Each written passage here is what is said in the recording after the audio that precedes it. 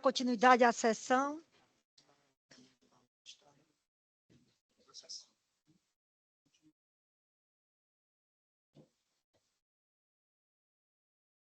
O número de ordem 97, como eu havia falado, só não estava gravado.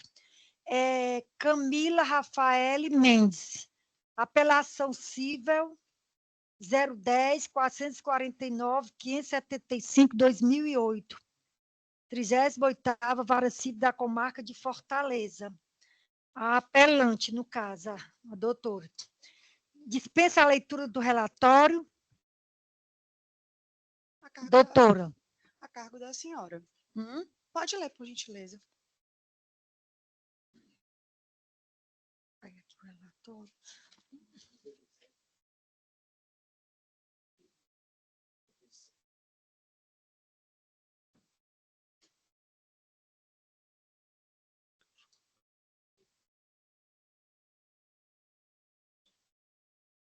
Trata-se de apelação cível, objulgando sentença às folhas 223, proferida pelo juiz da 38ª Vara Civil da Comarca de Fortaleza, que nos autos da ação cautelar de sustentação de protesto sob o número 010-449-575-2008, ajuizada por DWA Tecnologia, Importação e Exportação Limitada, em face de Interalternativa Fomento Comercial Limitada, extinguiu o feito sem resolução do mérito, com fundamento no artigo 485, inciso 6º do Código de Processo Civil. Embargo de declaração opostos às folhas 226, 229, pela promovida, sustentando a omissão do julgado quanto à condenação da autora ao pagamento de honorários sucumbenciais. Manifestação da parte adversa às folhas 239, 240. Sentença às folhas 241, 242. Conheceu dos aclaratórios, negando-lhes provimento, sob o fundamento de que é indevida a condenação do autor ao pagamento de honorários sucumbenciais, conforme jurisprudência do STJ. Recurso especial 1109-907, Santa Catarina. Apelação às folhas 245 até 252, em que a promovida Interalternativa Fomento Comercial Limitada defendeu, quanto ao mérito, a necessidade de arbitramento de honorários sucumbenciais ao caso concreto. Exortou, ao final, o conhecimento e o provimento do recurso com a reforma da sentença. Devidamente intimada, a autora quedou-se inerte em oferecer contrarrazões, conforme certidão às folhas 260. Vieram-me os autos conclusos. É o relatório. Sustentação pelo prazo de 15 minutos. Bom dia, excelentíssimos senhores desembargadores aqui presentes, colegas advogados e demais, os demais presentes. Hoje eu estou pela apelante, né, a empresa Interalternativa Fomento Comercial LTDA, onde, na ocasião, houve a extinção do processo principal em virtude do encerramento das atividades da empresa DWA Technology. Na ocasião, a empresa ela não designou novos sucessores para dar um andamento no processo originário. Na ocasião, a sentença de primeiro grau entendeu que não eram devidos os honorários sucumbenciais, ainda que tivessem sido apresentados à contestação e que a tríade processual tivesse acontecido. Então, senhores, hoje eu venho para que haja a reforma da decisão e pugnando ainda que a perda do objeto da ação cautelar, ela foi provocada pela extinção do processo principal em um fato que foi alheio ao meu cliente, alheio à vontade da interalternativa, até porque houve a apresentação de contestação, houve a constituição de advogados para, obviamente, acontecer a defesa do meu cliente, só que, infelizmente, a empresa, ela encerrou suas atividades e em nada continuou no processo. Pugnou-se, então, pela extinção do processo. Hoje, eu também venho falar sobre o princípio da causalidade, né? Em que ele fala que aquele que deu causa à propositura da demanda ou à instauração do incidente processual, ele deve responder pelas despesas daí decorrentes. Então, é importante ressaltar que, mais uma vez, houve a apresentação da contestação, o nosso cliente ele não permaneceu inerte, ele não quedou-se da sua defesa, então ele justificou conforme a citação aconteceu, então ele se apresentou nos autos.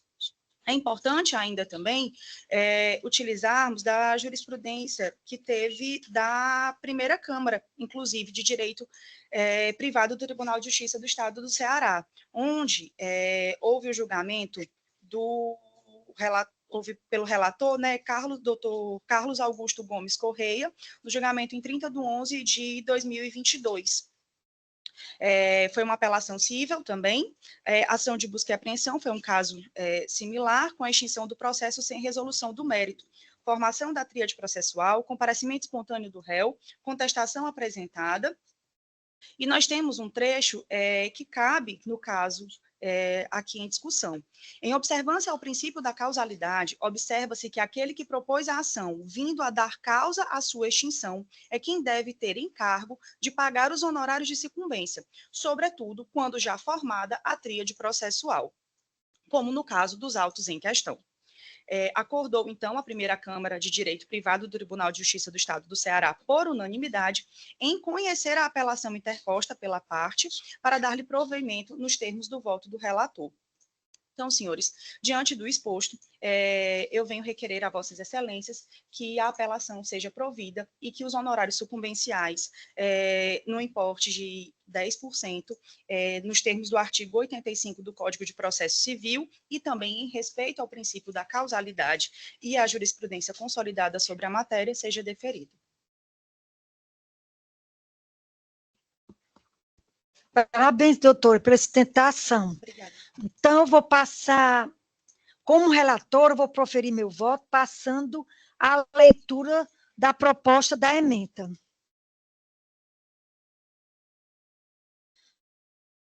Processual civil, apelação civil, ação cautelar de sustentação de protesto, perda superveniente do objeto, condenação ao pagamento de honorários advocatícios de sucumbência, cabimento, princípio da causalidade, valor irrisório da causa, arbitramento, critério de equidade, artigo 85, parágrafo 8º.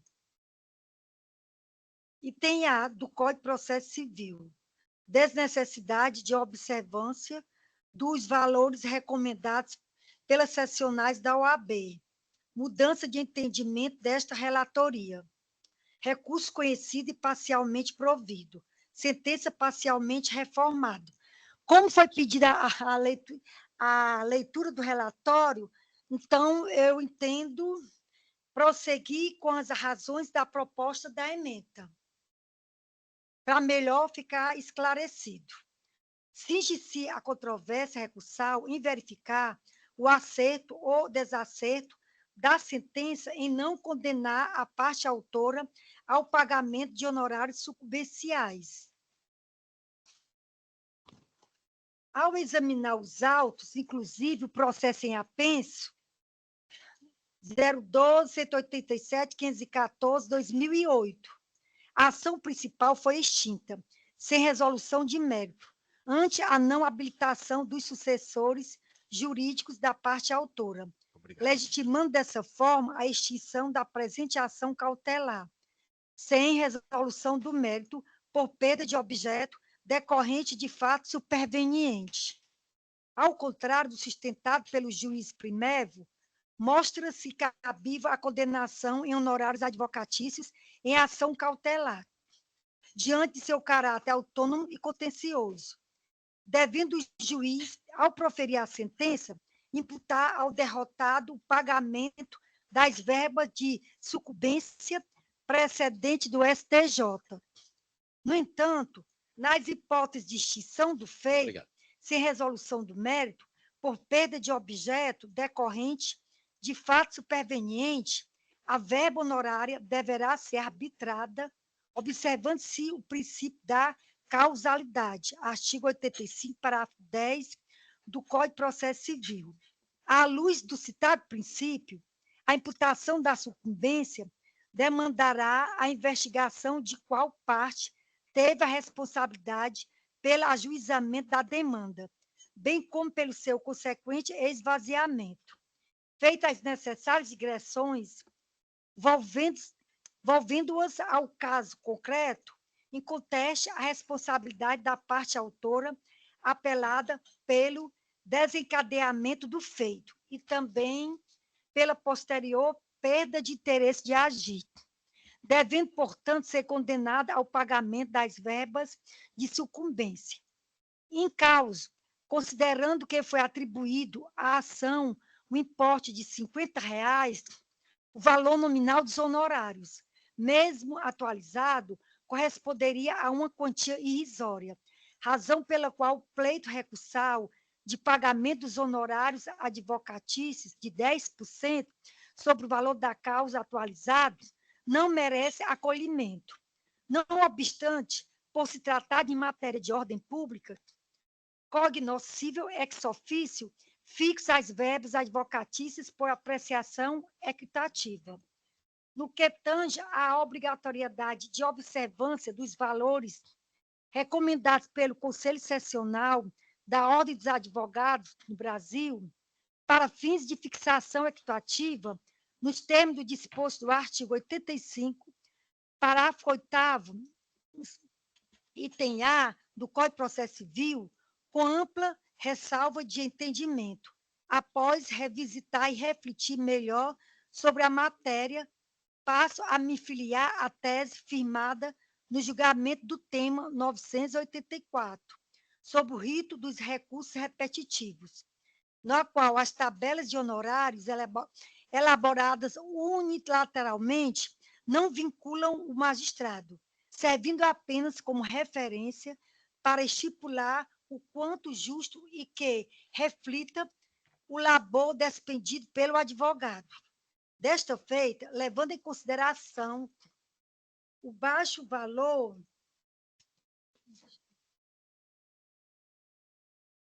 atribuído à causa, com o fito de remunerar de forma justa a atuação do causídico com respaldo na legislação processual civil e em observância aos critérios adotados por esta Corte de Justiça, em especial o colegiado desta terceira Câmara de Direito Privado, mormente pelo que elenca o caput do artigo 296 do Código de Processo Civil. Os tribunais devem uniformizar sua jurisprudência e mantê-la estável, íntegra e coerente. Fique os honorários sucumbenciais mediante o critério de equidade no valor de R$ 1.300, recurso conhecido e parcialmente provido, sentença parcialmente reformada.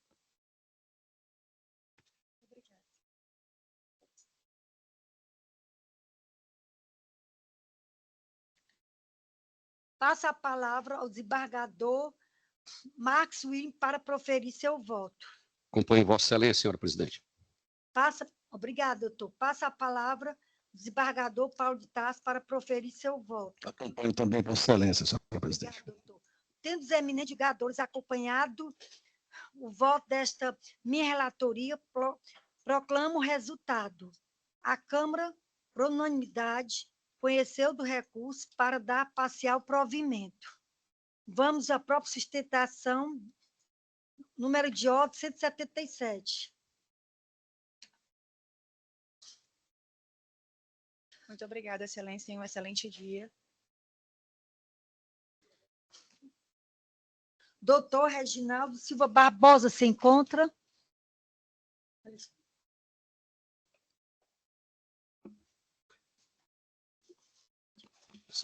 Está aqui no vídeo.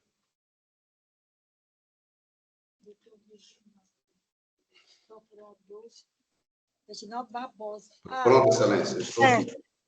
Apelação civil 049.842, 2654/2011. 21ª Vara Civil da Comarca de Fortaleza. Apelado Diocese. Da relatoria, doutor Max William Leite de Oliveira. Dispensa a leitura do relatório, doutor? Dispensa, excelência. Senhora presidente, pela ordem. No caso em questão aqui, o voto favorável, o voto provisório é favorável ao constituinte do advogado que solicitou sustentação oral. Gostaria de saber se ele dispensa a sustentação. Sim, excelência, dispenso. Então, passo a palavra para o seu voto como relator. Obrigado. Doutor Max William. Muito obrigado, senhora presidente. Vou ler, então, a proposta de emenda, que acho que resolve a questão aqui, é muito clara. Apelação civil, ação de indenização por perdas e danos, sentença de improcedência dos pedidos autorais e resignação da parte requerente, análise sobre a existência de provas de descumprimento de contrato de comodado firmado com a apelada, recurso conhecido e desprovido, sentença mantida, honorários majorados. É como voto, senhora presidente.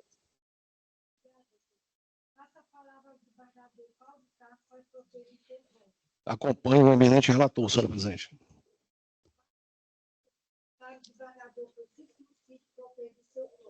Pois não, senhora presidente, eu também acompanho o relator.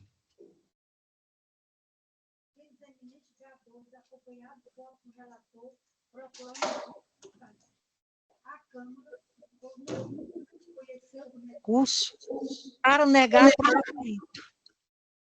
Próxima ordem. Obrigado, excelências. Bom 119. trabalho. Tá, bom dia. 119,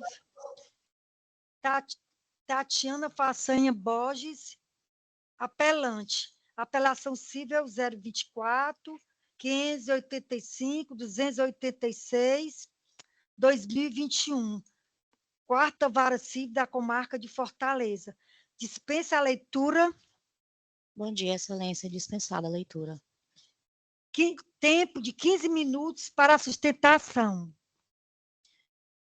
Primeiramente, um bom dia a todos. Gostaria de saudar os membros dessa colegiada Câmara aqui presentes, membros do Ministério Público, da Defensoria Pública, servidores e colegas que se encontram tanto presencialmente quanto remotamente.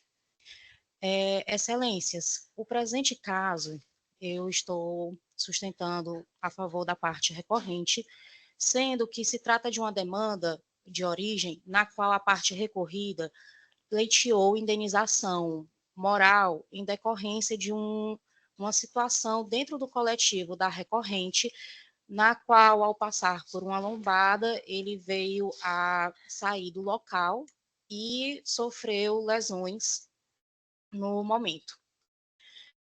Excelências, primeiramente, diante do que foi apresentado no processo, há de ser indicada a culpa exclusiva da vítima, tendo em vista que, conforme apresentado nos autos, através de depoimento de testemunhas, o recorrido ele não estava se segurando devidamente no coletivo, ele estava sentado e, conforme comprovado as folhas 89, a velocidade máxima com qual o coletivo trafegava chegou a 40 quilômetros, foi a velocidade máxima no horário indicado para o ocorrido. Inclusive, durante a instrução, foi apresentada a testemunha que, aos 1 minuto e 54 segundos, narrou que, ao chegar ao local, as pessoas indicavam que ele estava lendo um livro dentro do coletivo e não se segurava na barra de apoio, que todo coletivo tem próximo aos assentos, justamente por se tratar de uma locomoção, a pessoa tem que fazer realmente esse apoio, de se segurar nas barras de apoio, para evitar qualquer tipo de situação que possa ser lançada ou realmente vir a sofrer um acidente. Excelências, conforme destacado anteriormente, a velocidade máxima que foi objeto de comprovação no tacógrafo foi 40 km. E dada a lesão indicada pelo autor, pelo atual recorrido, não há como, numa velocidade tão baixa, vir a ser realmente culpa exclusiva da recorrente, diante da ausência de cautela do recorrido em não se segurar na barra de contenção. Tanto é verdade, excelências, que eu vou ler a fala da testemunha, o seu Francisco Genilson. Ao chegar, alguns usuários vieram me falar, junto com o motorista, que o rapaz estava lendo um livro, não estava se segurando, e ao passar pela lombada, acabou acontecendo, ocasionando a situação. Excelências, ainda que não se entenda pela culpa exclusiva da vítima, há que se falar na culpa concorrente, tendo em vista que foi demonstrado em audiência que não houve a devida cautela pela parte recorrida no ocorrido. Inclusive, excelências, é necessário destacar que o presente feito se trata de uma condição de passageiro em coletivo e, por isso, há de se configurar da relação contratual. Todavia, e não obstante ter sido objeto de embargos de declaração, o magistrado de piso entendeu por não reformar o comando sentencial no que se refere ao termo inicial dos juros.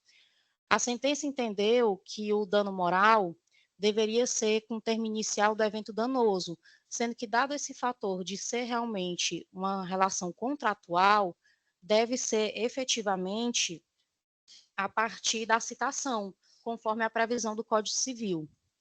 Por fim, desde a contestação, é indicado que, em casos de acidente de trânsito, deve ser realizada a dedução do valor a título de DPVAT, independente se o passageiro fez a requisição ou não.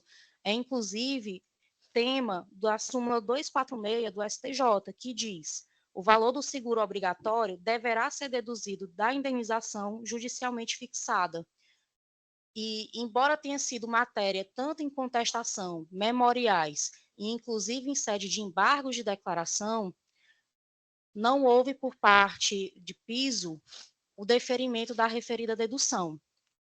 Com isso, excelências, eu gostaria de finalizar que, primeiramente, rogar que vossas excelências reformem o comando sentencial, a fim de que seja reconhecida a culpa exclusiva da vítima.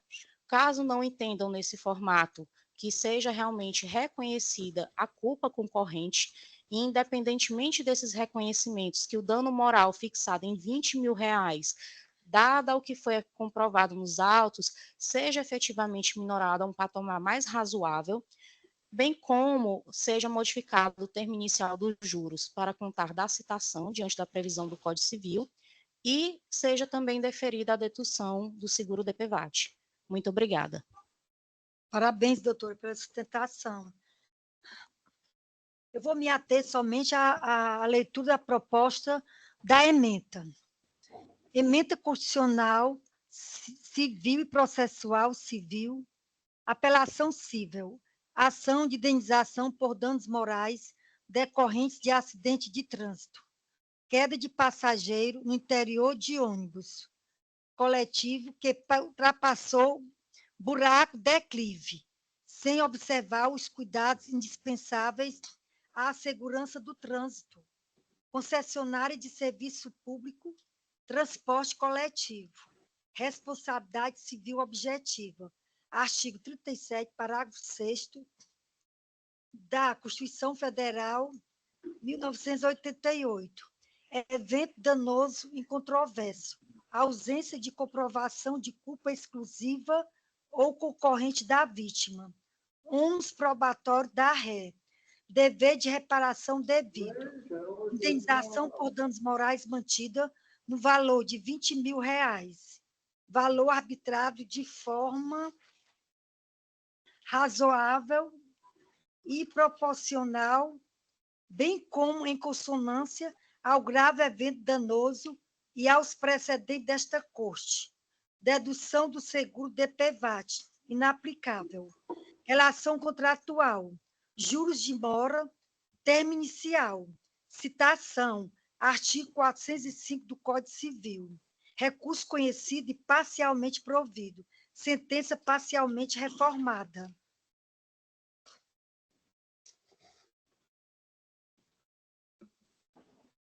Eis meu voto. Vamos passar agora a palavra ao desembargador Max William para proferir seu voto. Acompanho o voto de Vossa Excelência, senhora presidente. Obrigada, doutor. Passa a palavra ao desembargador Paulo de Tarso para proferir seu voto. Também acompanho o voto de Vossa Excelência, senhor presidente. Obrigada, doutor. Tendo os eminentes julgadores acompanhado o voto desta relatora, proclamo o resultado. A Câmara, por unanimidade, conheceu do recurso para dar parcial provimento. Nós está vendo alguma falha no sistema.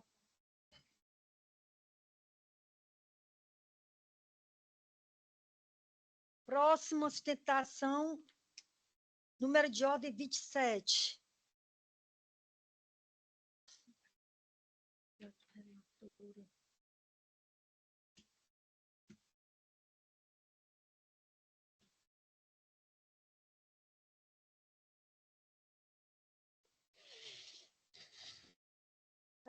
Tatiana Façanha Borges, apelante, é isso? Isso, Excelência. 96, 56, 79, 2011. Primeira vara da comarca de Quixeramobim.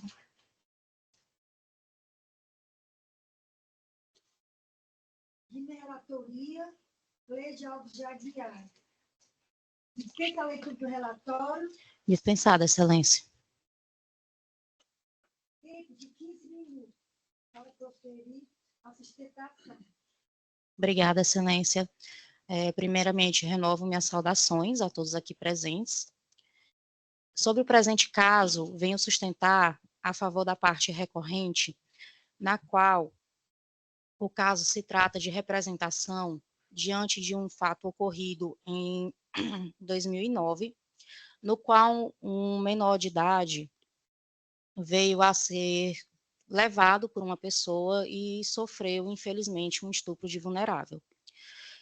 A empresa recorrente veio a sofrer a representação diante do indicativo pelo menor, à época, com 7 anos de idade, que indicou que o sequestrador o levou dentro de um ônibus da empresa e, com isso, veio a praticar os atos condenáveis.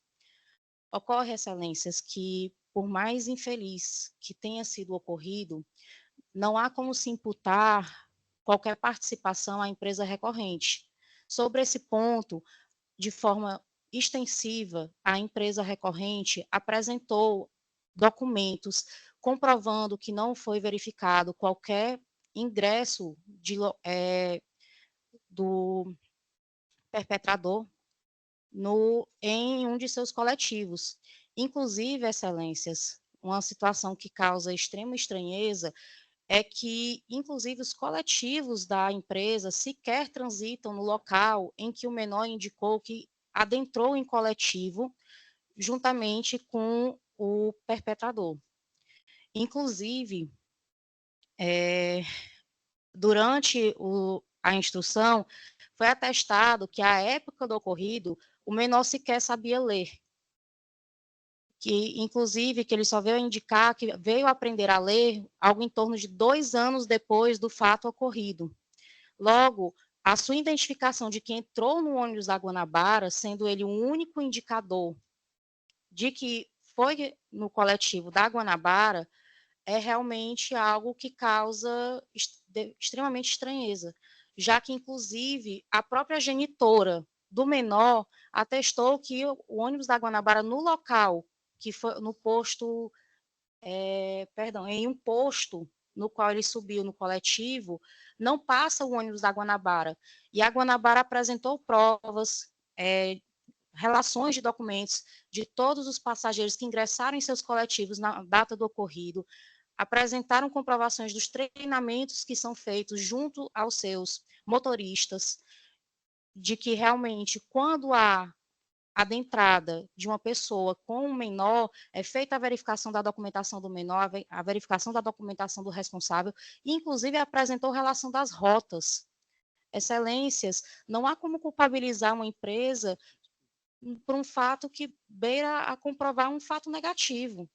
Gira realmente em torno de uma prova diabólica. Ela está apresentando suas rotas, está apresentando a relação das pessoas que ingressaram em seus coletivos no período, e comprovando que inexistiu o ingresso do perpetrador do crime no dia do ocorrido em seus coletivos e que não passava na rota indicada, na qual o menor indicou que subiu no coletivo no posto.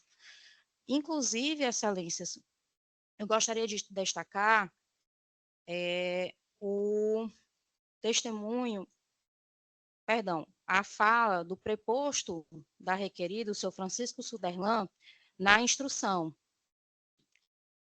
Aos 1 minuto da instrução, o magistrado questionou: o que o senhor tem a dizer desses fatos? Preposto. Primeiro, a gente tem um arquivo onde são guardados todos os nomes dos nossos passageiros. Cada viagem tem o que a gente chama de mapa de viagem, que é a relação de passageiros.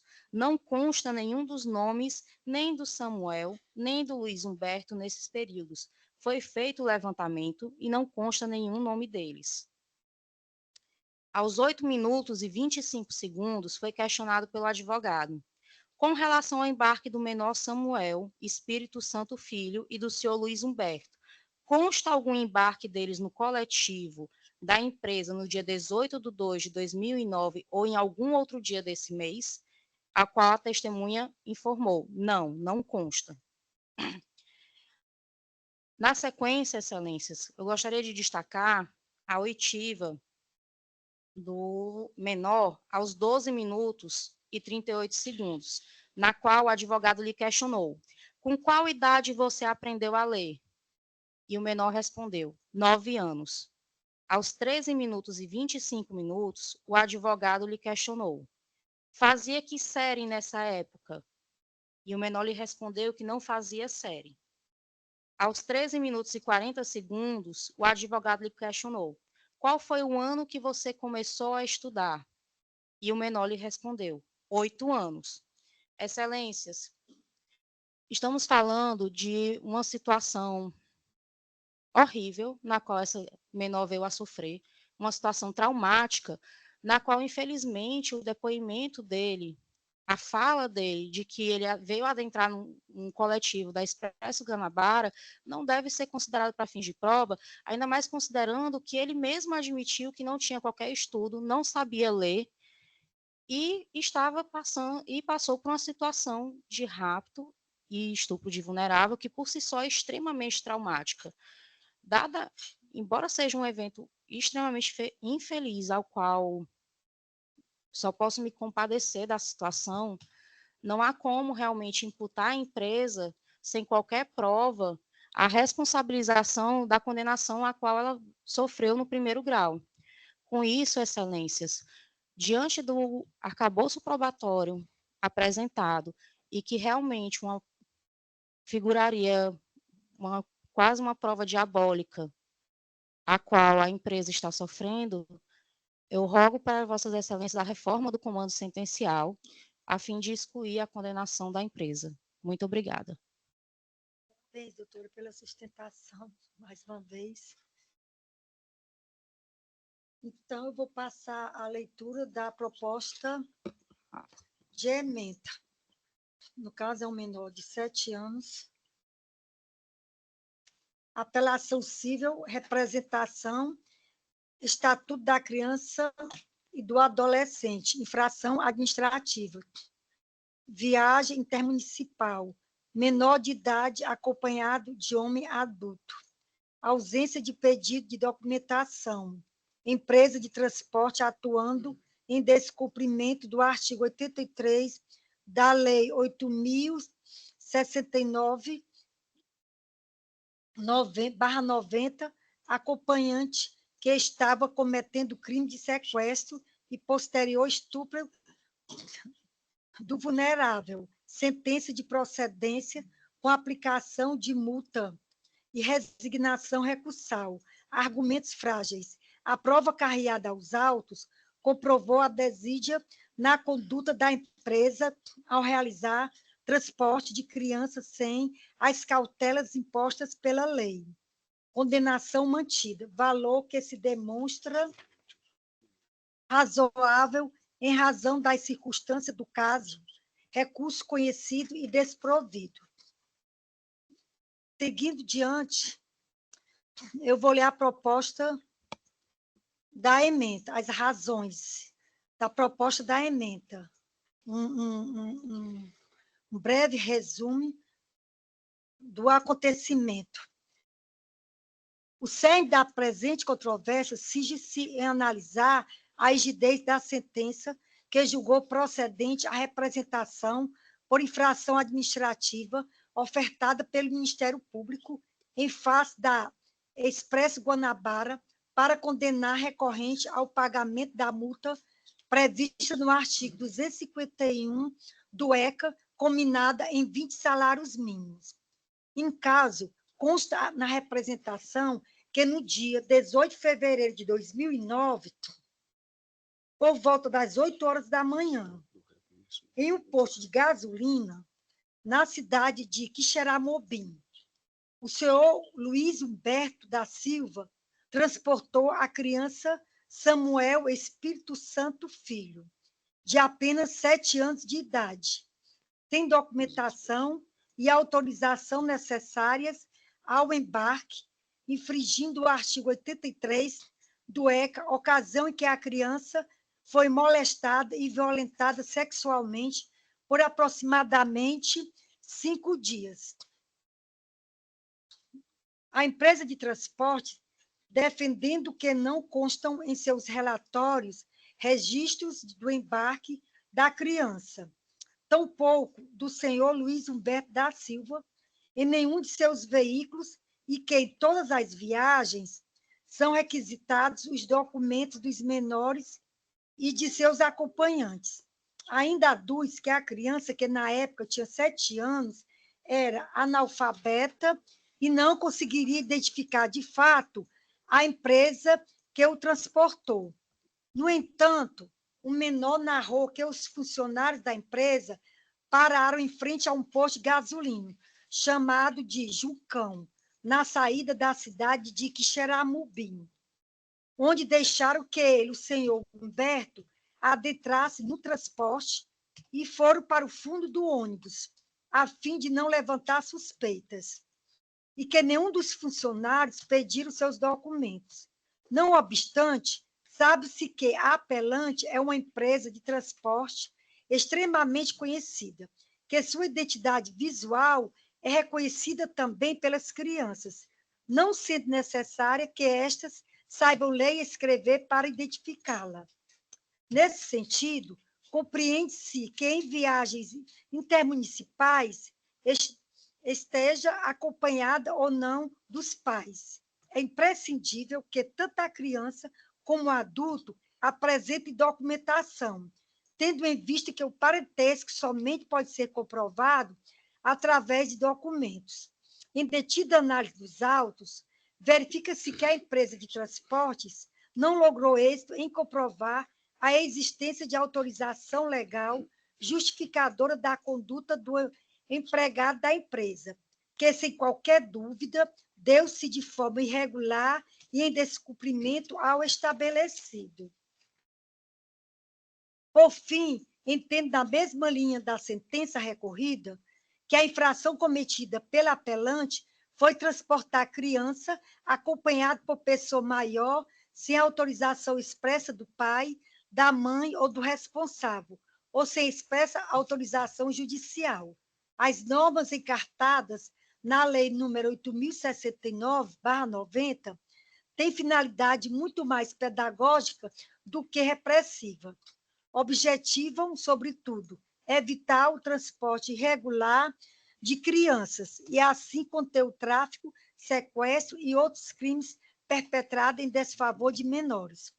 Desse modo, compreendo que o valor fixado do importe de 20 salários mínimos se demonstra dentro dos limites da razoabilidade e proporcionalidade, considerando-se o elevado poder econômico da empresa transportadora e a absoluta relevância do bem jurídico tutelado, recurso conhecido e desprovido. É como um voto. Passa a palavra para o desembargador Marcos William proferir seu voto.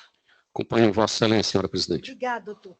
Passa a palavra para o desembargador Paulo de Tarso proferir seu voto. Acompanho o minucioso voto de Vossa Excelência, senhora Temos presidente. eminentes julgadores, acompanhado do voto de minha relatoria, proclamo o resultado.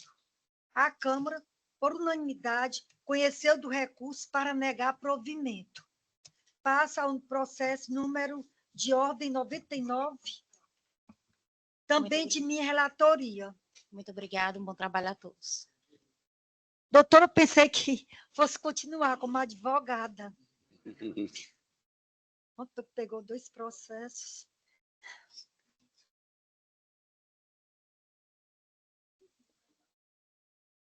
Pronto. Apelante Max Alain Parente Azevedo. Advogado do escritório atualmente.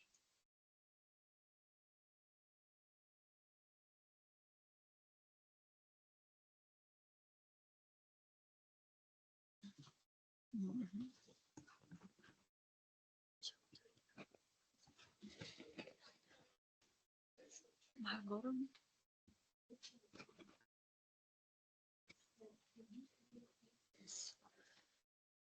Apelação civil 014 120 715 2018. 22ª Vara Civil da Comarca de Fortaleza. Minha relatoria. Dispensa a leitura do relatório, doutor. Dispensa, excelência. Tempo de 15 minutos para sustentação. Bom Fique à dia. vontade. Tá, obrigado. Bom dia a todos. Gostaria de saudar a excelentíssima senhora embargadora presidente, os demais excelentíssimos senhores embargadores, membros do Ministério Público, membros da Defensoria, demais colegas, serventuários, a todos, bom dia. Bom, trata-se de uma apelação interposta em face de sentença proferida em embargos à execução. No caso, eu represento a parte apelante, o escritório Oliveira Advocacia, e a execução que deu origem aos embargos, ela tem como objeto o contrato de honorários advocatícios, que tinha como propósito a abertura de um inventário, abertura e acompanhamento de um inventário. Então, esse contrato ele foi assinado por 11 herdeiros e a meeira do inventariado, certo? Só que eram 15 herdeiros, então 4 herdeiros não assinaram esse contrato. Então, a execução do contrato ela foi proposta em face dos 11 herdeiros e da meeira, e também do espólio. O excelentíssimo senhor juiz de primeira instância considerou que o espólio é parte ilegítima para compor o polo passivo da execução. E o principal fundamento é que o espólio nem o inventariado constam no título executivo. Bom, então, esse fundamento ele tem 2 exigências, com todas as vênias, que nós consideramos impossíveis de serem cumpridas. Primeiro, que o inventariado jamais constaria em um contrato cujo objeto é a abertura do seu inventário. É impossível. Então, é uma exigência impossível. A segunda exigência é que o espólio constasse como devedor. Também é uma exigência impossível, porque o espólio ele não é um sujeito de direito. O espólio é uma massa de bens. Isso quem fala não sou eu, é Miguel Reale pai, né, o autor do projeto do Código Civil vigente. No seu livro Lições Preliminares de Direito, no capítulo de Relação Jurídica, Miguel Reale fala que o espólio ele não pode jamais ser sujeito a uma relação jurídica material, porque ele é uma coisa, ele é uma massa de bens. Então, ele é uma coisa, coisas não são parte em relação jurídica material. Então, vejam, as duas exigências da sentença apelada elas são impossíveis de serem cumpridas. Uma porque o inventariado jamais seria parte de um processo cujo objeto é a abertura do seu inventário, e outra porque o espólio não pode ser sujeito de uma relação jurídica material.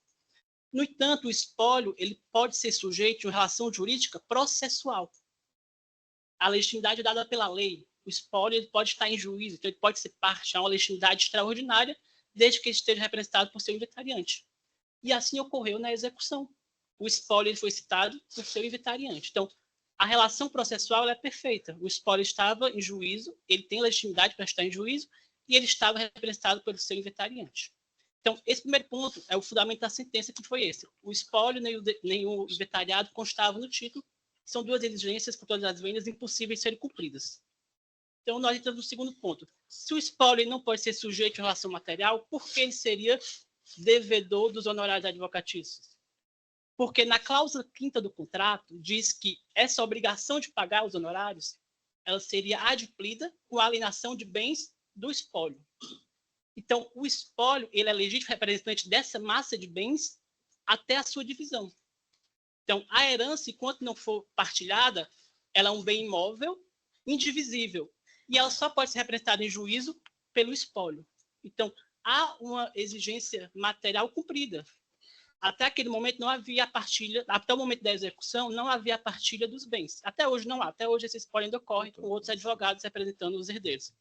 Então, se a obrigação de pagar constante do título, na cláusula 5ª, recai sobre uma massa de bens que só pode ser representada pelo espólio, é lógico que o espólio ele é legítimo de constar no polo passivo dessa execução.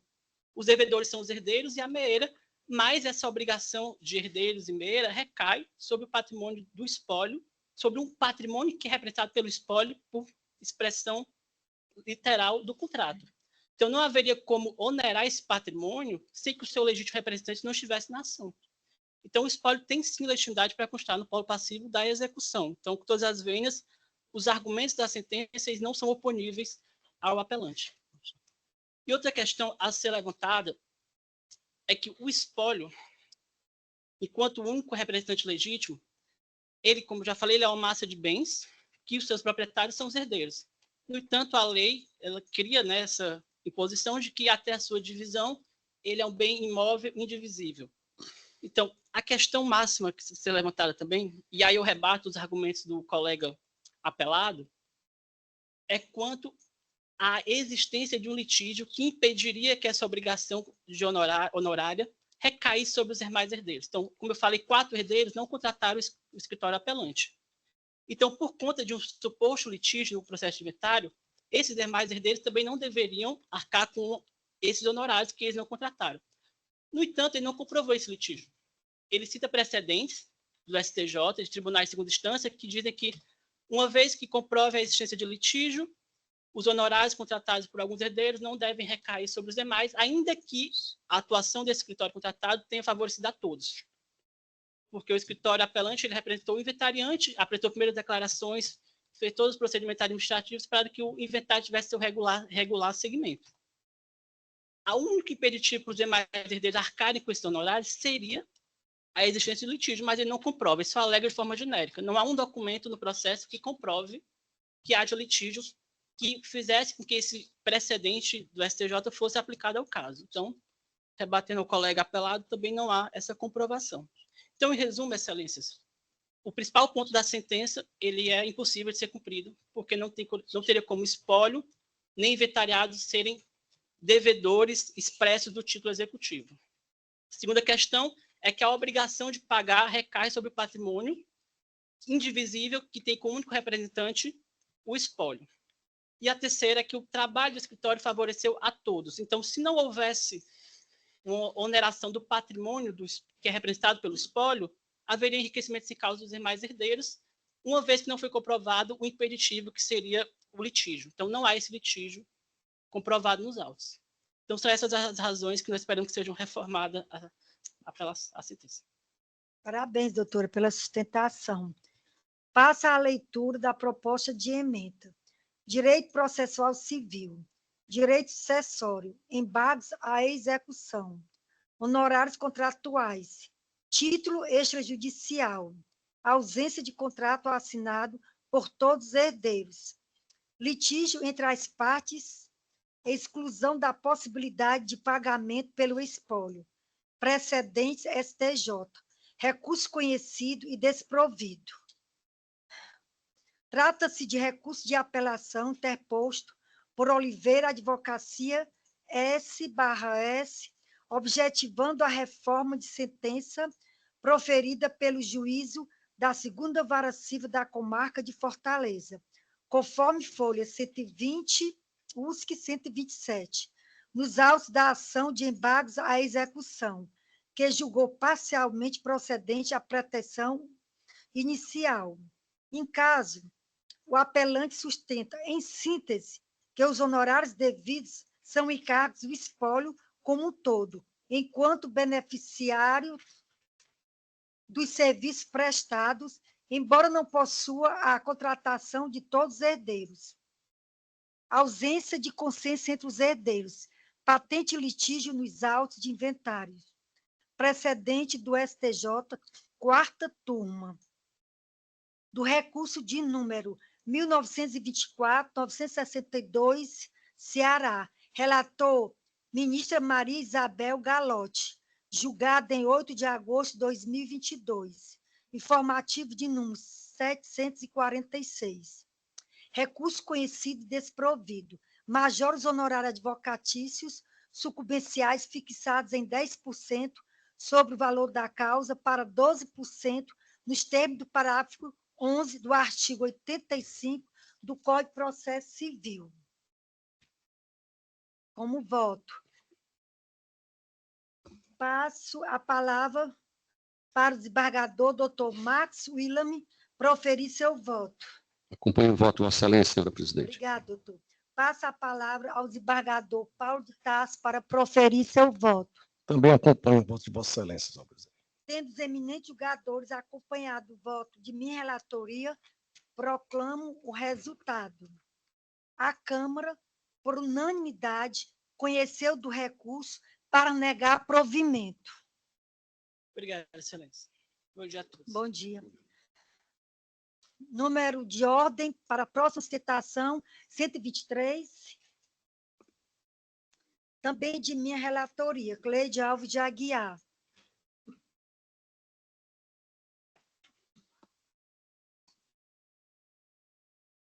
O seu nome que vai fazer a sustentação, doutor? Excelência, não sei se é o meu.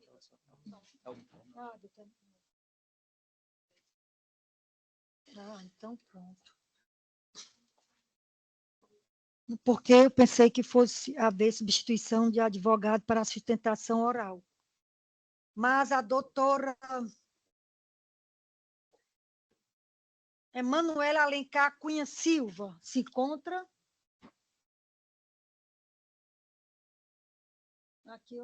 Aqui eu não consigo ver. Então, pronto.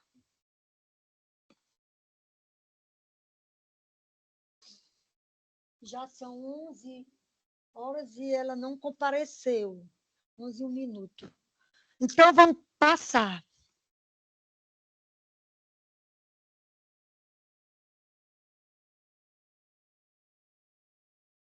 Número de ordem 159. João Pedro Batista Corrêa Carvalho. O apelado, é isso? Confirma, doutor. Apelação civil 001-087-335-2015. Terceira Vara Civil de Maracanaú. Da relatoria de Max William Leite de Oliveira, desembargador relator. Dispensa a leitura do relatório, doutor. Dispenso sim, Excelência. Senhora presidente, questão de ordem. Pelo voto provisório aqui, está sendo favorável ao constituinte do nobre advogado. Gostaria de indagá-lo se ainda insiste na sustentação. Não, Excelência, posso dispensar. Então, passa a palavra ao desembargador doutor Max William para proferir seu voto. Muito obrigado, senhora presidente. Passo, então, a leitura da proposta de emenda. Apelação civil, ação de indenização por danos morais, responsabilidade civil, tratamento constrangedor e vexatório por parte de fiscal da parte apelada, ausência de provas mínimas de excesso na abordagem, dano moral não configurado, recurso conhecido e desprovido, honorários majorados. É como voto, senhor presidente. Obrigada, doutor. Passa a palavra para o desembargador Paulo de Tarso proferir seu voto. Eu acompanho o eminente relator, senhora presidente. Obrigada, doutor. Passa a palavra ao desembargador Francisco Lucídio para proferir seu voto. Pois não, senhora presidente, também acompanho na íntegra o voto proferido pelo relator. Tendo todos os eminentes acompanhado o voto do relator, proclamo o resultado. A Câmara, por unanimidade, conheceu do recurso para negar provimento. Obrigado, Excelências. Bom dia. Bom dia, nada. Número de ordem 98, de minha relatoria.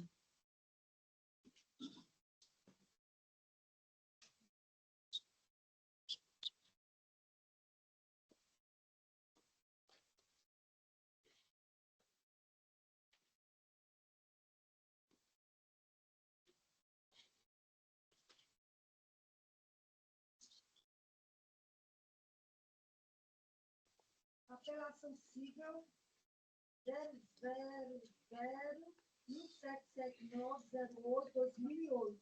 Segunda vara da comarca de Camusim. Dispensa a leitura do relatório, doutor. Sim, Excelência. Tempo de 15 minutos para proferir a sustentação. Desembargadora Cleide, demais desembargadores, bom dia. Representante do Ministério Público, da Defensoria, servidores, colegas. Excelências, trata-se de uma apelação numa ação de uso capião de um imóvel sediado lá no centro da cidade de Camocim, que está na posse dos apelantes desde 1973.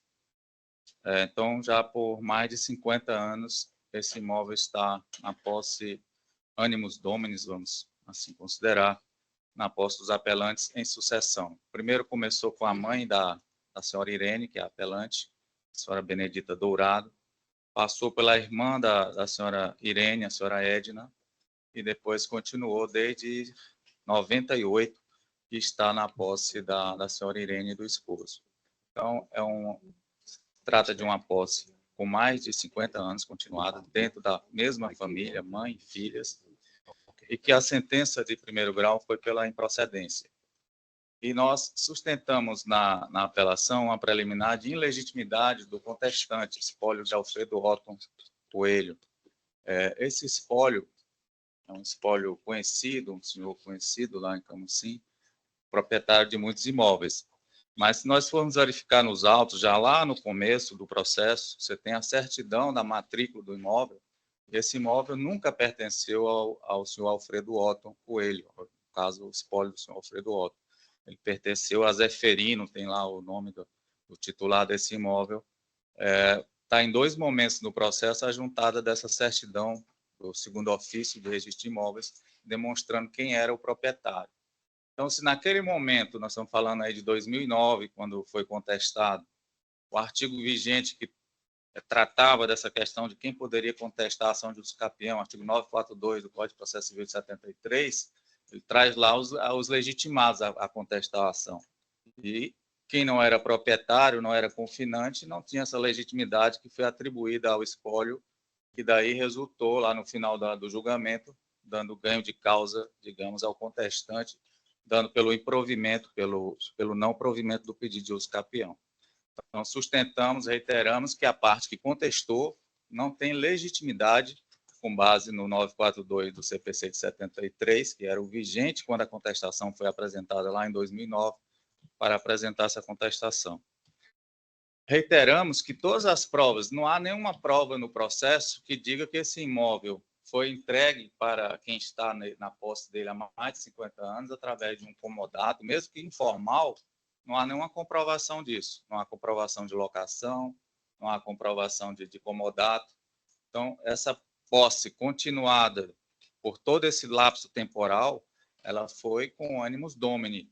Aí tem comprovação nos autos de que lá se estabeleceu uma empresa do filho da senhora Irene, reformas foram feitas nesse imóvel por eles, o IPTU é pago por eles, conta de energia e de água desde 93 está dentro da família deles, então família da senhora Irene, do esposo. Então nós reiteramos os pedidos da apelação de que seja reconhecido essa posse com ânimos de proprietário para reformar a decisão de primeiro grau com base no artigo 1238 do Código Civil, sem se falar, inclusive, da redução do prazo do parágrafo 1º do artigo, 1238, porque lá é a residência deles, mas nem se precisaria considerar isso, porque eles estão lá há tanto tempo que não se precisaria ter a redução do prazo para a prescrição aquisitiva desse imóvel. Também invocamos o enunciado 497 da Quinta Jornada de Direito Civil, que diz que o prazo de tramitação do feito também pode ser considerado para fim de contagem do prazo de prescrição aquisitiva. Então, são esses os fundamentos e as razões que nos trazem aqui para reiterar os pedidos que está na apelação apresentada, excelências. Terminou? Sim. Parabéns, doutor, pela sustentação. Vou me ater à leitura da proposta de ementa como relatora. Direito Civil Processual Civil, uso capião extraordinária, matéria de ordem pública, errou improcedendo. Legitimidade ativa e passiva a serem regularizadas na origem, afronta ao contraditório e ampla defesa, recurso de apelação não conhecido, sentença anulada, retorno ao primeiro grau para regularização.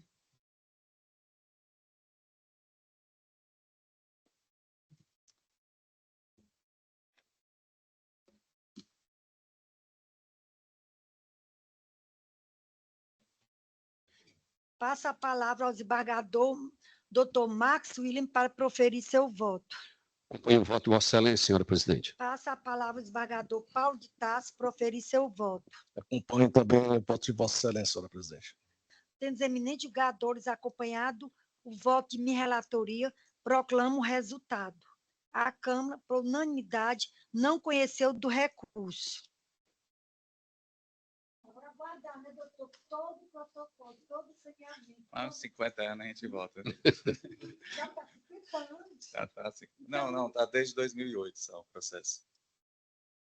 Agora uma regularização, vocês. Obrigado, bom dia.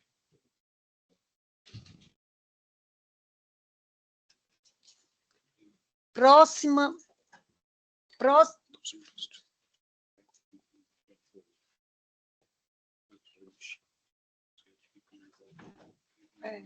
Mas eu só posso falar quando ele for até aqui. Então, na hora eu falo.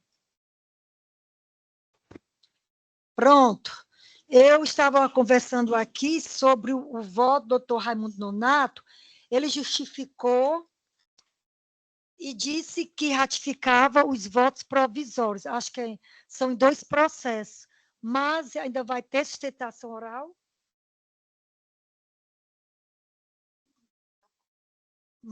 Mas você dizendo a sustentação oral, porque se tiver e ele for relator...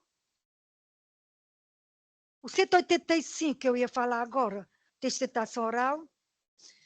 Então, nesse aqui, ele só é votante. Então, Wanderilson, a dia se encontra?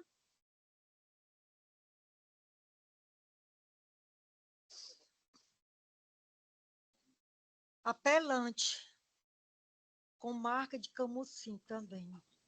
Sim, excelência. Estava aqui perdido nas diversas abas. Certo. Apelação civil processo 020.016.034/2023. Da relatoria do doutor Paulo de Tarso Pires Nogueira. O doutor dispensa a leitura do relatório? Dispenso sim, excelência. 15 minutos para a sustentação, doutor. Pode ficar à vontade. Certo, doutora. Só um instante, deixa eu abrir aqui minha minuta. Estava aqui desatento, perdão.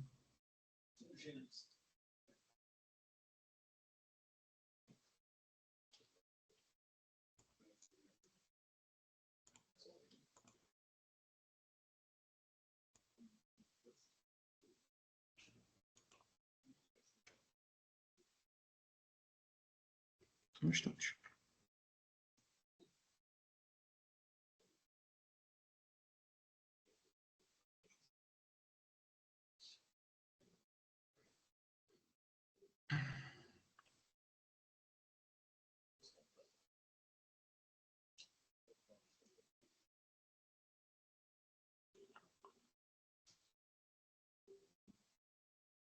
Doutor, Doutora, pronto, já localizei, perdão. está localizando processo, é isso? Não, senhora, já localizei aqui. Obrigado. Tá Desculpa certo, não? o atraso. Posso iniciar? Certo, pode começar. Obrigado. Bom dia, excelências. Mais uma vez peço perdão aqui pelo contratempo. Estava perdido aqui em algumas outras abas do computador. Esse processo, esse recurso de apelação, ele trata-se de onde a gente tem como recorrente o senhor Francisco Julião da Silva, tá? E o recorrido, a gente tem a instituição financeira, o Banco Bradesco. Conforme se verifica dos autos, o consumidor, o senhor Francisco Julião, pessoa idosa, o pescador, analfabeto, ele tem descontado do seu benefício previdenciário da sua apostadoria de 11 de outubro de 2022, valores referentes à suposta contratação de uma cesta de serviços bancários, né? O banco, ele trouxe em folha 117 e 119 o termo que supostamente foi utilizado para dar início a esses descontos. Os descontos, por sua vez, são demonstrados pelo recorrente através dos extratos bancários juntados de folha 21 a 29. Posteriormente, foram reiterados pelo réu, né, contestante, em folha 101 ou 116. Esses extratos bancários, eles realmente demonstram que estão havendo esses descontos na conta bancária do seu Francisco Julião. O primeiro ponto que eu trago, que merece destaque, é o teor desses extratos bancários, que evidenciam a utilização da conta bancária do senhor Francisco Julião exclusivamente para o recebimento do seu benefício previdenciário. Portanto, a gente está diante de uma situação enquadrada como conta salário previsto no artigo 1º da Resolução 3.402 do Bacen, né? Que, em complemento, estabelece no artigo 2º, inciso 1º, a vedação de cobranças de qualquer tarifa de contraprestação aos serviços prestados nesse tipo de conta. Ocorre, excelências, que a sentença de primeiro grau julgou improcedentes pedidos autorais, uma vez que atribuiu licitude ao termo contratual juntado aos autos pelo recorrido. Nesse sentido, o segundo e principal ponto a ser analisado por vossas excelências, e eu creio que se debruçaram de forma detalhada ao processo, é a tratação juntada pelo apelado. O referido termo, ele traz uma suposta assinatura eletrônica do adquirente, do Francisco Julião. Não constando, no entanto, a comprovação da autenticidade e segurança da referida assinatura eletrônica, que, por sua vez, não é capaz de demonstrar com precisão a anuência do recorrente ao contrato, uma vez que não traz capturação de informações básicas como biometria facial, selfie, geolocalização, ID do dispositivo utilizado no processo de adesão e assinatura. Dessa forma, não demonstra de forma clara a referida adesão do consumidor ao produto bancário. Como se não fosse o suficiente, o juízo de primeiro grau não considerou o fato de que o seu Francisco Julião, além de ser pessoa idosa, é analfabeto, conforme documento de identidade juntado à folha 18. Né? Devendo, portanto, a instituição financeira ter ainda mais cautela quando a contratação por consumidor hipervulnerável.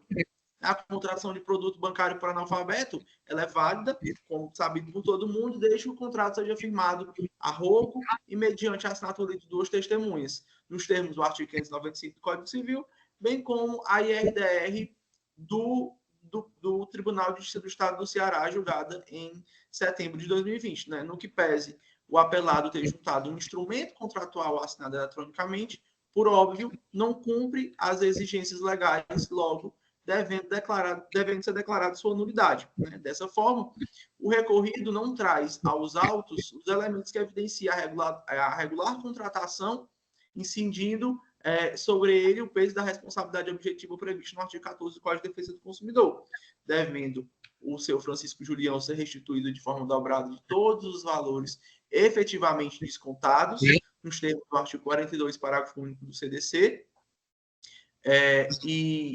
com base, inclusive, na RESP 676.608 do STJ, e no que concerne a indenização por danos morais, a gente tem um cenário em que, de um lado, nós temos um analfabeto, aposentado, que sobrevive apenas do salário mínimo e que teve esses valores usurpados por uma instituição financeira que não observou a contratação de forma lícita e legal. O banco, ao realizar suas operações, por óbvio, ele deve pautar-se na cautela, zelo, e, ademais, né, o expressivo crescimento de fraudes bancárias, né, que deve servir como alerta para que as instituições financeiras sejam ainda mais cuidadosas, principalmente, mais uma vez, destaco, tratando-se de um consumidor hiper vulnerável, né? Então, frente a esse cenário, certa é a obrigação de declarar a nulidade e dar essa contratação e, por consequência, de todos os descontos efetivamente realizados na conta bancária do senhor Francisco Julião, bem como a indenização pelos danos morais sofridos. Então, por tudo exposto, a parte recorrente pugna pelo provimento do presente recurso para que seja reformulada integralmente a sentença de primeiro grau. É a sustentação, excelências. Agradeço. Parabéns, doutor, pela sustentação ofertada. Passa a palavra ao relator, desembargador Paulo de Tarso Pires Nogueira, para proferir seu voto. Pois não, senhora presidente, muito obrigado. E de início aqui, chama a atenção que nós estamos nos reunindo, 3 desembargadores, para observar a legalidade ou não uma cobrança de uma tarifa bancária que, ao todo, soma R$ 74,10. R$ 74,10. E 3 desembargadores se reunindo para discutir isso, né? Algo que deveria estar tramitando no sistema dos juizados especiais. Por isso que cada desembargador tem 3.000 processos aqui no Tribunal de Justiça. Mas vamos analisar a presente apelação. Eu trago aqui a proposta de ementa e vai no seguinte sentido. Apelação. Sentença improcedente do pedido de declaração de nulidade de débito, com repetição de indébito e danos morais. Cotejo analítico de tese e antítese. A casa bancária apresenta o contrato que autoriza o desconto relativo à tarifa para o pagamento dos serviços pactuados. Conta corrente, não exclusiva para a percepção de benefício previdenciário. O banco traz ainda aos autos os extratos da conta do promovente, que demonstram que o correntista usufruiu e se beneficiou dos serviços ofertados através do pagamento de tarifas. A instituição financeira se desincumbiu do ônus do artigo 373, inciso 2 do CPC, não detectada qualquer ilicitude reparável. Voto, então, pelo desprovimento da apelação, senhora presidente. Obrigado, doutor. A palavra ao desembargador Francisco Lucídio para proferir seu voto. Pois não, senhora presidente. Eu lendo aqui, parabenizo inicialmente o advogado pela sustentação, mas eu analisando os autos, tem uma situação que para mim é diferenciada, que foi por parte do recorrente, ele usufruiu dos serviços oferecidos pelo banco. E foi trazido pelo advogado, e estou aqui fazendo registro, porque eu estou com um caso muito parecido, que é a questão da assinatura eletrônica, mas para mim fica superada a questão da assinatura eletrônica a partir do momento que houve, não questionando, não estou duvidando se houve ou não houve assinatura eletrônica, mas a questão aqui é que houve o benefício, ele utilizou dos serviços prestados pelo banco e por essa razão haveria uma necessidade de uma contraprestação. Então, por esses motivos, senhora presidente, eu acompanho e os outros motivos também já foram postos pelo seu relator, eu acompanho o voto. Obrigado, doutor. Ao desembargador Raimundo Nonato, ele já justificou e ratifica o voto provisório. Tendo os eminentes julgadores acompanhado o voto do relator, proclamo o resultado. A Câmara, por unanimidade, conheceu do recurso para negar provimento.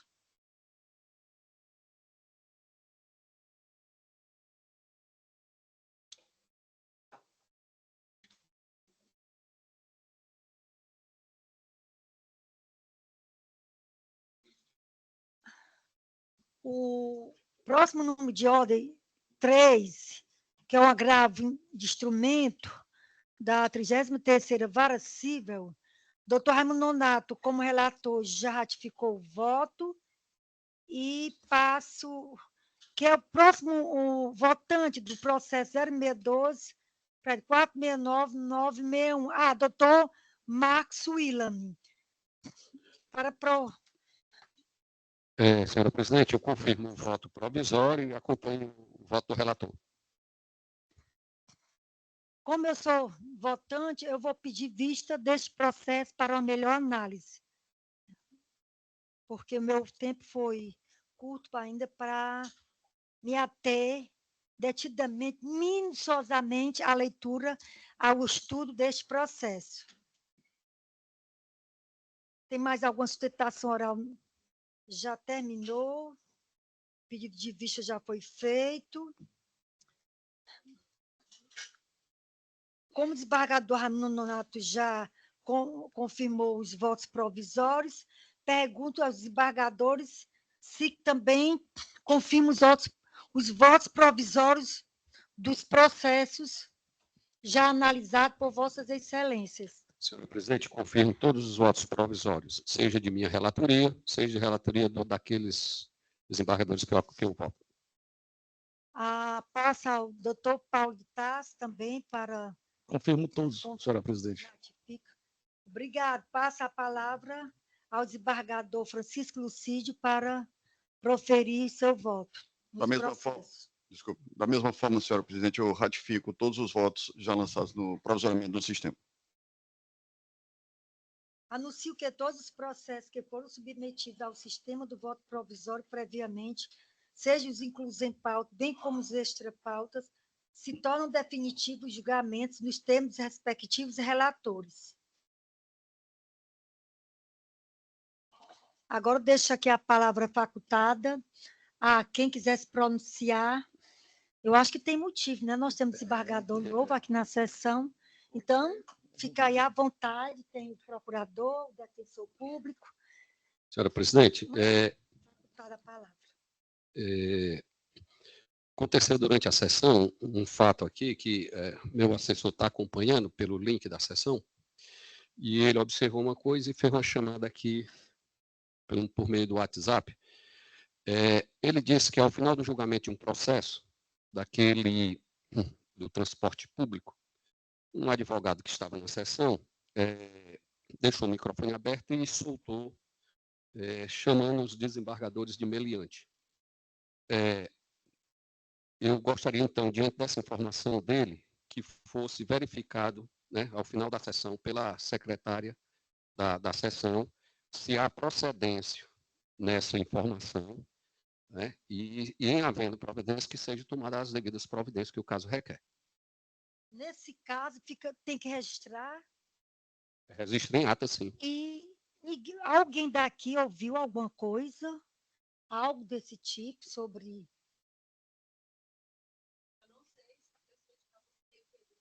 Sim. Em virtude disso, é interessante apurar, né? Mas já se sabe o nome do advogado? Não, isso vai ser objeto de... Né? Quando verificar qual o microfone, quem é que está. Excelência, eu poderia me pronunciar. O que o doutor Marcos Willam, excelência, está falando tem procedência. Realmente foi acho que, salvo engano, foi uma advogada. E o microfone dela estava aberto. E foi bastante audível o fato. Não condiz com a boa prática da advocacia. E nem com a alianeza que nós devemos ter aqui no trato com todos os operadores do direito. Muito obrigado. Então, isso deturpa, inclusive, a imagem da advocacia perante o judiciário, né? Nós temos de andar de mãos dadas. Agora, neste caso que ocorreu, primeiro tem que procurar confirmar, ver a veracidade do que aconteceu e após qual seria o próximo procedimento? Apurar o fato, depois a gente decidirá o que irá fazer. Quais providências a serem tomadas? Que isso é muito grave, gravíssimo. Um negócio sério desse, a gente estudando, lutando, trabalhando, labutando, dia e noite. Que interesse nós temos de ser a favor ou contra? O que nós queremos é que todo mundo resolva seus problemas da melhor forma possível. É isso, para a gente, melhor seria assim, mas como tem litígio, a gente tem que decidir pelas provas dos autos, não pelo o que está fora, o que é que as pessoas falam, o que é que as pessoas dizem. A gente só pode decidir baseada em tudo que estiver no bojo do processo. Nem além, nem a quem. Senhora presidente, eu não ouvi, né? Eu estou aqui até meio assustado com essa notícia, e o pronunciamento do desembargador Massuíno é muito relevante, né, para que situações dessas não aconteçam novamente. Tem que haver uma apuração rígida, né, e tomadas todas as providências necessárias para que princípios como esse não aconteçam novamente, porque se deixar, a gente não sabe onde isso vai parar.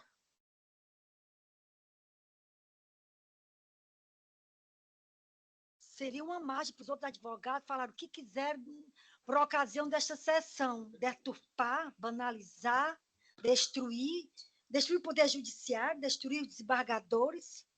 Na verdade, senhora presidente, nós não estamos imunes a críticas, né? Isso aí a gente tem que aceitar, é um direito do advogado contrariar, se insurgir contra decisões, mas pelos meios próprios, né? Apresentando recurso, apresentando embargos, e não vir com esse tipo de atuação, né, de respeito. Eu tenho muito cuidado, muito respeito pela advocacia, pela Defensoria Pública, pelo Ministério Público. Então, assim, como muito bem colocou, para a gente até fazer uma finalização, vai ser transcrito, vai ser degravado qualquer fala que tenha sido identificada, e aí serão adotadas as providências cabíveis. Eu acho que, pelo momento, é isso que se torna necessário. Pronto, já.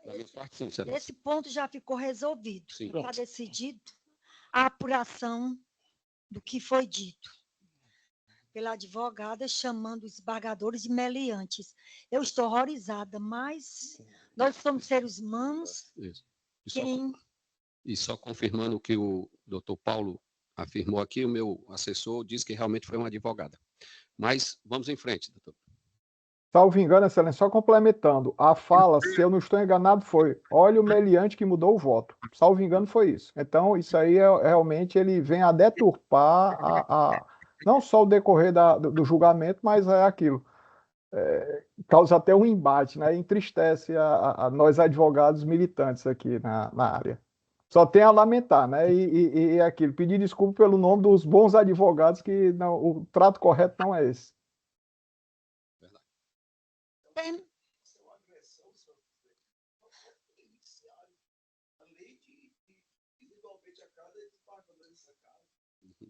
O absurdo é tão grande que mudou o voto. Como é que ele sabe o voto anterior? É um absurdo. Então, fica na fase de investigação. A gente não pode dizer, não pode julgar agora. Vamos aguardar. Então, deixando esse assunto de lado, agora vamos para a festa, né? Assunto bom, né? Que é a nova vinda aqui do desembargador. Alguém vai querer se manifestar? Eu faço questão, senhora presidente. Primeiro, pelo carinho que eu tenho pela pessoa do Lucídio. É meu amigo de muitos e muitos anos. Temos ligação de família, ligação familiar, né? Além dos Feitosa, tem os Carvalho, né?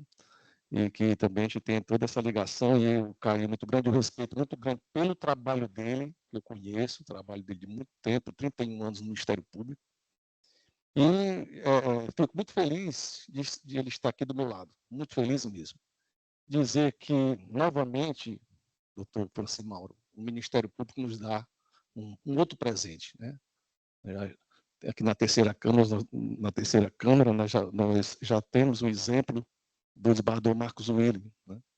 E agora tivemos a grande satisfação de receber o desembargador Lucídio Queiroz. Então, meu querido amigo, meu colega, desembargador, seja muito bem-vindo, seja muito feliz, especialmente aqui na terceira Câmara, né? E eu tenho certeza que o tribunal está em festa com sua chegada. Então, eu fico muito grato ter essa oportunidade de trabalhar com Vossa Excelência. Mas também, por outro lado, vamos sentir falta da nossa querida desembargadora Regina Câmara, né? Eu estava aqui com a gente, uma amiga muito especial, e desejar a ela que tenha muito sucesso na nova Câmara que ela vai, não sei qual é, acho que é a primeira, ela tenha muito sucesso na primeira Câmara de Direito Privado. Muito obrigado, senhora presidente. Pois não. Tudo é verdade que Vossa Excelência falou. Alguém mais? Eu quero. Pronto. O procurador vai falar. É bem breve. Eu sou um felizardo pela amizade do Lucídio, de muitos anos, desde os tempos que nós ingressamos no Ministério Público. O doutor Lucídio foi responsável por me ingressar também no mundo da corrida. Chegamos aí para a Canidé de bicicleta. Eu jamais esquecerei todo o apoio que ele me deu. Na Procuradoria, o doutor Lucídio, ele simplesmente passou por tudo que poderia passar de órgãos importantes na estrutura do Ministério Público. Foi secretário-geral, estava no GDESC, passou pela Corregedoria. Então, eu creio que o tribunal, assim como foi o desembargador Marcos William, ganhou mais um grande desembargador. E eu torço, e fiquei mais feliz ainda porque ele veio para cá, desembargador Marcos William, para a terceira Câmara de Direito Privado. Realmente essa Câmara é abençoada. Estou muito feliz em contar com você. Seja bem-vindo. Doutor Lucídio é um homem abençoado por Deus. Amém. Doutor...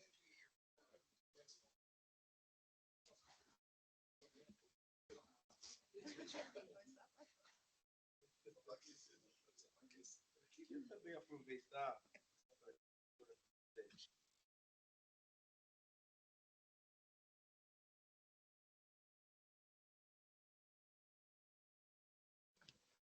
em hoje reencontrar aqui o doutor Lucídio, um dos mais nobres, a sua ascensão dos mais nobres, mais dignos cargos do Poder Judiciário brasileiro.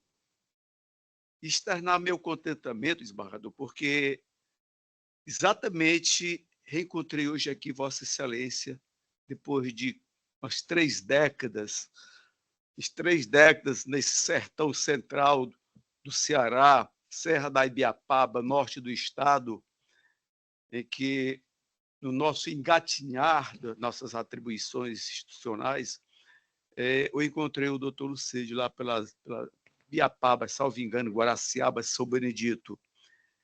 E queria externar minha alegria, porque Vossa Excelência deixou para mim um legado como operador do direito, como custos legis muito importantes na minha vida como operador do direito. Vossa Excelência deixou muitos exemplos bons, como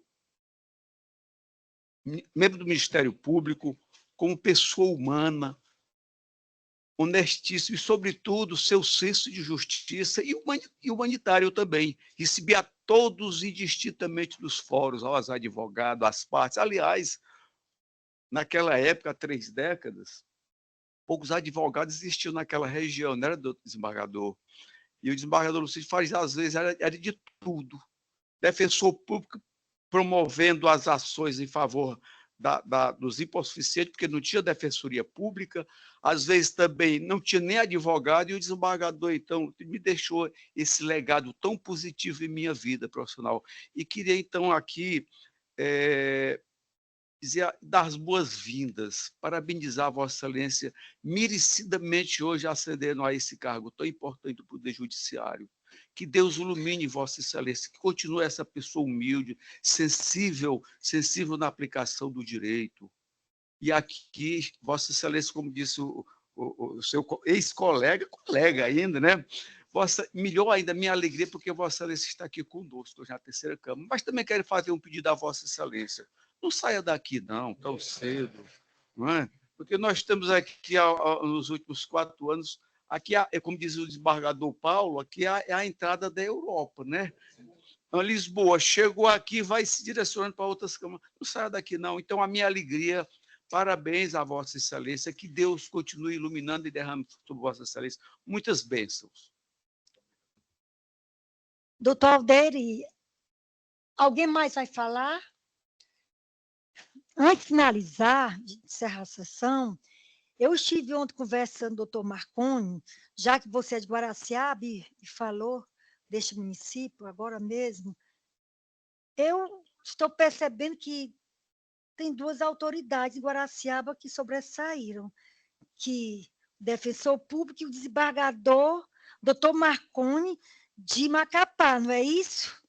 E Mandá Lucila, eu acho que é sobrinho, pois eu só estou registrando que eu conheço, sou amiga de muitos anos, e esse advogado, não, esse desembargador que foi advogado, deve ter sido servidor, não sei, Marcondes Pimenta, e me falaram que já são as duas personalidades no ramo jurídico, né, do Poder Judiciário, que sobressaíram de Guaraciaba, são 2 guaraciabenses. E ele, eu pude dizer para ele, porque eu o conheci quando ele era bem novinho, muito estudioso, todo o dinheiro que ele pegava era para comprar livro. Inclusive, até me ajudou, mesmo quando ele fazia direito, a capacidade dele estava além do tempo, não sei, era um negócio assim, parecia superdotado. Uma mente assim maravilhosa, muito inteligente, estudioso, e ele disse que agora era meu colega. Então, de amiga, agora é colega.